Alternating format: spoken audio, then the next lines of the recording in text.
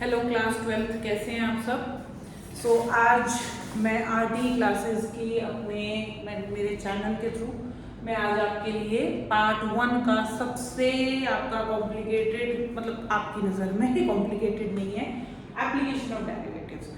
Differentiation I think आप लोग अगर पीसीएम के स्टूडेंट हैं तो आपने डिफरेंशिएशन शायद 11th क्लास में ही सीख ली होगी, और जो कॉमर्स के भी बच्चे हैं जिन पर स्टैंडर्ड मैथ्स थी उन्होंने भी डिफरेंशिएशन का इंट्रोडक्शन शुरू में सीख लिया था। अब डिफरेंशिएशन का थोड़ा सा इन्हांस, थोड़े से मेथड्स डिफरेंट हुए हैं, थोड़ा सा जैसे आपने प्रोडक्ट रूल, चेन रूल पढ़ा होगा, अब आपने और भी मेथड्स पढ़े हैं जिनमें कि थोड़ा सा कॉम्प्लिकेशंस था, फंक्शंस थोड़े से एज कम्पेयर टू क्लास 11 थोड़े से डिफिकल्ट थे। अब application of derivative which is a major portion of your class 12 syllabus, जिसमें कैलकुलस में बहुत अच्छा पोर्शन होता है इसका, इसमें डिफरेंट कॉन्सेप्ट्स को इंक्लूड किया गया है, जिनमें कि पहला जो मैंने यहाँ पर आज जो लिया है वो है मैक्सिमम मिनिमम, मतलब मेजर पोर्शन है ये। इसके अलावा रेट ऑफ मेजर्स के क्वेश्चंस भी हैं, इंक्रीजिंग डिक्रीजिंग के कॉन्सेप्ट है आपका, उसके बाद आपका मैक्सिमम मिनिमम आता है। आई थिंक एक और भी टॉपिक था वो रोलेज एंड लेग्रेंजेस थ्योरम भी थी, वो भी अभी डिलीट हो चुकी है। तो आज जो मैं मेजर पोर्शन जो आपका डिस्कस करने वाली हूँ that is maximum and minimum, ठीक है।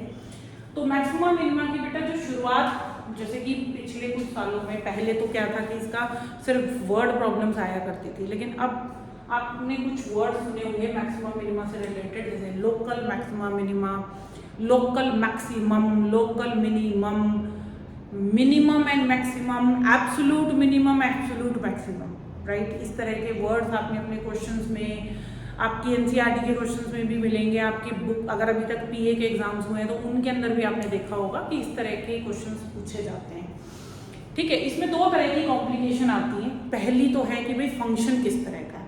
अब वही मैक्सिमम मिनिमा का मेथड जो मैं अब आपको डिस्कस करने वाली हूँ, उसी को अगर आप एक एल्जेब्रिक वाले फंक्शन के अंदर यूज करोगे, बड़े आराम से सॉल्व हो जाएगा, कोई दिक्कत नहीं करेगा। बड़ा बड़ा सीधा साधा क्वेश्चन होता है, बड़ा प्यारा नन्ना मुन्ना सा क्वेश्चन होता है।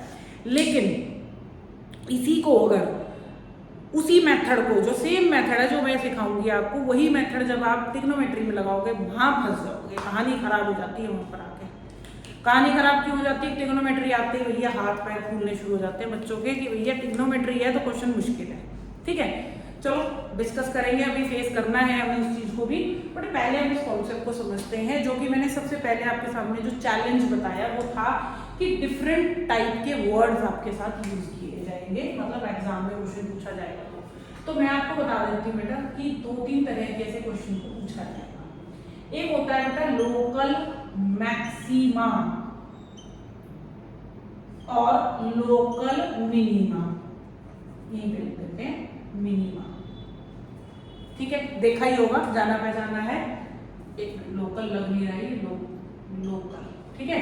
लोकल मैक्सिमा, लोकल मिनिमा निकालना। अब एग्जैक्टली निकाल क्या रहे हैं भैया, पहले सुनते हैं, उसके बाद में आपको मीनिंग भी बताऊंगी इसका एग्जैक्टली इस चैप्टर में करने में क्या वाले हैं, इस कॉन्सेप्ट में क्या करने वाले हैं।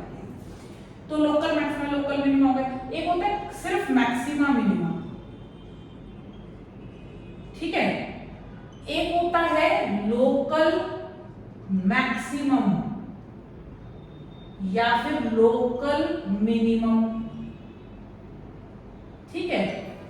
और लास्ट में सिर्फ ऐसा भी हो सकता है मैक्सिमम या फिर मिनिमम की बात करता है, ठीक है जी। तो इन चार में से कुछ भी पूछे, all are same, all are same. अब आप कहोगे मैम ये कैसे हो सकता है, सब कुछ है बेटा सेम ही है। एक छोटा सा एग्जांपल लेते हैं।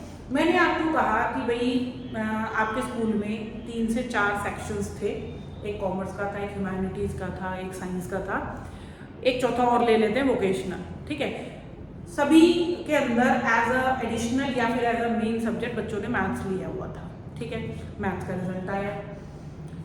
कुछ बच्चे ऐसे थे जिन्होंने सिर्फ अपने साइंस के सेक्शन में टॉप किया, कुछ बच्चा, एक बच्चा, एक ही की बात करते हैं, एक बच्चा ऐसा था जिसने साइंस की स्ट्रीम या साइंस के सेक्शन में टॉप किया, एक बच्चा ऐसा था जिसने कॉमर्स की स्ट्रीम में या कॉमर्स के सेक्शन में टॉप किया, एक था ह्यूमैनिटीज वाला, एक वोकेशनल वाला, राइट। चारों सेक्शन में अलग अलग टॉपर्स थे, अपना अपना उनका टॉप का जो भी मार्क्स रहे होंगे। इसी तरह से एक बच्चा ऐसा रहा होगा जिसने साइंस में, जो साइंस के सेक्शन में फेल हो गया, एक बच्चा ऐसा रहा होगा जो कॉमर्स में फेल हुआ होगा, मतलब मिनिमम मार्क्स आए होंगे उसके। इसी तरीके से सारे।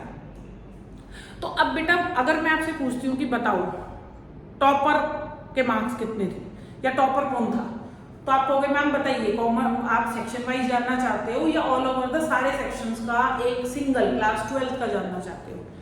तो मैंने कहा भाई मुझे तो सेक्शन वाइज बता दो। आपने बताया मैम साइंस में तो फलाना बच्चा टॉपर है, अमन है, कॉमर्स में ये टॉप करा है, ह्यूमैनिटीज में इसने टॉप करा है, वोकेशनल में इसने टॉप करा है। इसी तरह से मैंने कहा नहीं नहीं मुझे नहीं, ऐसे नहीं, मुझे तो चलो बताओ सब में टॉप किसने किया। तो आपने बताया मैम एक ही बच्चा है हाईएस्ट है, सब में टॉपर है, ठीक है। तो बेटा अब आपने मैक्सिमम वर्ड देखा ना, मैक्सिमम मार्क्स तो सभी के ही थे, लेकिन मैंने एक अलग अलग तरीकों से पूछा। तो ये 4 तरीके जो है ना ये समझ लो सेम ही है। अब आप कहोगे मैम वो जो आपने तो कहा उसमें तो डिफरेंट ही होएगा, ऑब्वियस सी बात है, बट कॉमन भी तो हो सकता है ना कि भाई एक ही बच्चा ऐसा था जो साइंस में भी टॉप था और सारे सेक्शंस में भी टॉप था। तो अगर ये 4 तरीके से आपके क्वेश्चन में आपके फंक्शन में पूछा गया है कि भैया लोकल मैक्सिमा या लोकल मिनिमा बता दो, ये 4 में से कुछ भी पूछता है, मेथड सेम, सब कुछ सेम, कंसीडर सेम करना है, लेकिन लिखना वही जो उसने क्वेश्चन में बोला। अगर क्वेश्चन में बोल रहा है ये लोकल मैक्सिमा लोकल मिनिमा, वही यूज कर दो। मैक्सिमा मिनिमा बोल रहा है ठीक है जी लोकल मत लगाना जबरदस्ती, लोकल मैक्सिमम बोल रहा है बोल दो भाई, कोई प्रॉब्लम नहीं है। बस एक जो अलग केस है जिसमें कि मेथड बिल्कुल डिफरेंट होगा, जो कि मैंने आपको सेकंड केस बताया कि चारों सेक्शंस में जो टॉपर है, जिसको हम बोलेंगे क्या, एब्सोल्यूट मैक्सिमम या फिर एब्सोल्यूट मिनिमम। ये केस बेटा थोड़ा सा डिफरेंट होगा, हालांकि इसका मेथड इनके कंपैरिजन में थोड़ा आसान होता है, तो उसकी बात ना बिल्कुल लास्ट में करेंगे क्योंकि वो क्वेश्चन ही बड़े आसान होते हैं। उनकी मैं पहचान भी बताऊंगी आपको कि उनकी पहचान क्या है। तो पहले इन 4 की बात करते हैं। 4 नहीं एग्जैक्टली एक ही है, बस मैंने आपको डिफरेंट टाइप से लिखना और बताना है। ऐसा मत सोचना कि इसके लिए मेथड अलग है, इसके लिए अलग है, इसके लिए अलग है, इसके लिए मतलब क्वेश्चन भी अलग अलग है, ऐसा कुछ भी नहीं है, ठीक है। ये चीज क्लियर हो गई आपको। अब हम चलते हैं कि भैया करना क्या है और एग्जैक्टली करने क्या वाले हैं, वो तो बताया ही नहीं। तो हम करने क्या वाले हैं, हम एक्चुअली अपने फंक्शन की मैक्सिमम वैल्यू पता लगाने वाले हैं या फिर मिनिमम वैल्यू। अब ये समझ लो, ये जो मैंने 4 बताई ये एक तरीका है जिसमें हम सेक्शन वाइज टॉपर पता लगाने वाले हैं, और ये वो तरीका है जिसमें हम ऑल ओवर सारे सेक्शंस में टॉपर या डफर पता लगाने वाले हैं। डफर सॉरी डफर ही बोलेंगे उसको जो सबसे मिनिमम मार्क्स लेकर आया। हो सकता है वो पास हुआ हो बट मिनिमम है, हो सकता है कि बेवकूफ नेगेटिव में ले आया हो अगर नेगेटिव मार्किंग है, अदरवाइज वो 0 भी लाया हो। Got it. तो अब हम बात करते हैं मेथड की। निकालना क्या है भैया, मेन तो इंटरेस्ट उसी चीज में होता है कि मेथड पता लग जाए ताकि हम क्वेश्चन सॉल्व कर सकें, ठीक है। तो ये तो हो गया, क्लियर हो गया ना कि इनसे डरने की जरूरत नहीं है, अलग अलग नाम देके वो सिर्फ कंफ्यूज करना चाहता है आपको, कुछ भी नहीं है, ठीक है। तो अब हम यहाँ पर मेथड्स की बात करते हैं।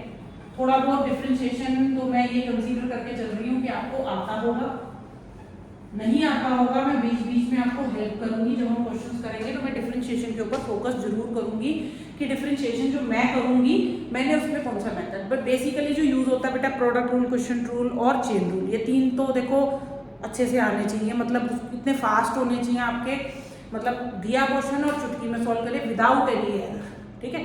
स्पीड भले ही थोड़ी स्लो हो आपकी लेकिन एरर नहीं होनी चाहिए, क्योंकि डिफरेंशिएशन जो आप करोगे उसी पे आपका आगे का क्वेश्चन डिपेंड करेगा, राइट। अब हम मेथड्स की बात करते हैं। 2 तरह के मेथड होते हैं बेटा, मेथड भी बोल सकते हो आप, इसको टेस्ट भी कह सकते हो, क्योंकि इसमें कुछ क्वेश्चंस ऐसे भी होंगे जिनमें हम टेस्ट करेंगे कि भाई मैक्सिमा कौन सा पॉइंट है, मिनिमा कौन सा पॉइंट है, फलाना क्या है, फलाना क्या है, वगैरह वगैरह, तो टेस्ट भी बोल देते हैं। तो एक होता है बेटा first order derivative, first order derivative test, ठीक है। और दूसरा होगा आपका सेकंड ऑर्डर, सेकंड पूरा लिख देते हैं, सेकंड ऑर्डर डेरिवेटिव टेस्ट, ठीक है जी। तो ये 2 तरह के टेस्ट हैं। अब आप कहोगे मैम फर्क क्या है भैया, 2 मेथड क्यों करने हैं? बेटा दोनों मेथड कुछ जगहों पर ऐसा होगा कि हमारा ये मेथड सूटेबल होगा, कुछ जगहों पर क्या होगा कि ये भी सूटेबल है, ये भी है, ऑप्शन होगी, कुछ जगहों पे क्या होगा कि हमारे यही सूटेबल होगा, फर्स्ट वाला करना थोड़ा सा हमारे लिए डिफिकल्ट होगा, वो आप लेटर ऑन धीरे धीरे डिसाइड करोगे। शुरू के क्वेश्चन जिसमें फर्स्ट ऑर्डर डेरिवेटिव से करूंगी, फिर उन्हीं क्वेश्चंस को मैं आपको सेकंड ऑर्डर से भी करके दिखाऊंगी, हमारा आंसर बिल्कुल परफेक्ट वही आएगा। ठीक है, तो क्वेश्चन से शुरुआत करते हैं। एक क्वेश्चन मैं आपको करवाती हूँ फर्स्ट ऑर्डर डेरिवेटिव का, और उसी के थ्रू मैं आपको मेथड भी समझाऊंगी कि एग्जैक्टली हम मेथड कैसे अप्लाई करते हैं, कैसे क्या करना है एग्जैक्टली। ठीक है, सो क्वेश्चन लेते हैं। इसमें बेटा जो क्वेश्चंस मैं आपके साथ आने वाली वीडियोस में या आज जो डिस्कस करने वाली हूँ उनमें आपके एनसीईआरटी के मैक्सिमम क्वेश्चंस कवर हो जाएंगे। ठीक है, तो डरने वाली कोई बात नहीं है, एक आधा कोई क्वेश्चन बच गया तो एनसीईआरटी की एक्सरसाइज को फिर से एकदम फटाक वन शॉट में डिस्कस कर देंगे, हमारी 1 घंटे में ही वो कवर हो जाएगी। ठीक है, सो चलते हैं हमारे फर्स्ट क्वेश्चन की तरफ। फाइंड लोकल मैक्सिमा और लोकल मिनिमा। ठीक है जी, और फंक्शन दिया हुआ है हमें। ठीक है, सबसे पहले मैं फर्स्ट ऑर्डर डेरिवेटिव ही यूज करने वाली हूं, और फर्स्ट ऑर्डर डेरिवेटिव के लिए मुझे इसको डिफरेंशिएट करना होगा। तो f डैश x कितना हुआ बेटा, आई होप क्वेश्चन फॉर्मूला पता होगा, अदरवाइज इसमें चेन रूल भी अप्लाई हो सकता है। क्वेश्चन फॉर्मूला मैं लगा देती हूँ, क्वेश्चन फॉर्म, तो उसमें होगा x स्क्वायर प्लस 2, ये हमारा फर्स्ट फंक्शन है, ये हमारा सेकंड फंक्शन है। क्वेश्चन रूल लगा दिया, फर्स्ट का 1 का 0 हो जाएगा, second function as it is, उसके बाद first function as it is और इसका डेरिवेटिव 2x, और नीचे इसका आ जाएगा स्क्वायर। ठीक है, ओके फाइन, चलते हैं। अब यहाँ करने के बाद ज्यादा कुछ मुश्किल काम नहीं है, -2x upon x square plus 2 का होल स्क्वायर कर दिया। अब ये जो डेरिवेटिव आया, ज्यादा देरी नहीं करनी, ज्यादा दिमाग नहीं लगाना, ज्यादा सॉल्यूशंस नहीं करने हैं, उठा के बेटा 0 रख दो इसको, जो भी आंसर आएगा उसको 0 रख देना। तो -2x upon x square plus 2 का होल स्क्वायर करोगे तो 0 के बराबर आएगा, x की वैल्यू 0 आ जाएगी। ठीक है, आप कहोगे मैम आंसर तो बड़ा होने की बजाय छोटा होता चला जा रहा है, निकाल क्या रहे हैं हम? बेटा x की वैल्यू 0, इसी को हम क्या बोलते हैं? Critical point.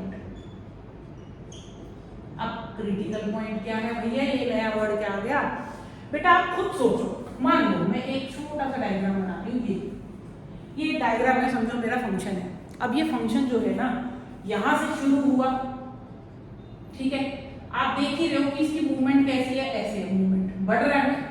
यहां पर आते आते आते पीक पे, यहां पर जब वो पहुंचा, उसके बाद क्या हुआ?